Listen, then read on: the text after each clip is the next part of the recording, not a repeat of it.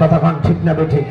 কাজী যে ড্রাইভার স্টেশনে নামাজের বিরতি দেয়, যে ড্রাইভার ওই সাউন্ড বক্সে কোরআন ছেড়ে দেয়, এমন একজন কোরআনওয়ালা আল্লাহওয়ালা ড্রাইভারের হাতে স্টিয়ারিং তুলে দেওয়া লাগবে। বাইরে শোনেন, আমি তো এতদিন বিরোধিতা করতাম জিহাদি বক্তাদের। জিহাদি অনেক বক্তাই দেশে আছে, এরা ডাইরেক্ট বলতো আওয়ামী লীগ মুসলমানই না, কিন্তু আমি এদের বিরোধিতা করতাম। সি এইরকম ওয়াজ করবেন না। বিভিন্ন দলের মতের পথের লোক মাহফিলে থাকে, আপনারা ডাইরেক্ট আওয়ামী লীগকে বেধর্মী বানালেন। আমি এতদিন বিরোধিতা করছি, কিন্তু এখন মনে করি না ওদের ওয়াজই ঠিক আছিল।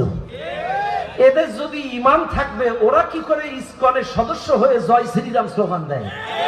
এখন বলেন, কোন মুসলমানের বাচ্চা দলের জন্য, সত্যের জন্য ঈমান বিক্রি করে ইসকনের সদস্য হতে পারে না। ইসকনের সদস্য কোন মুসলমান হতে পারে না। কথা বলেন ঠিক না? কাজে আমি মনে করি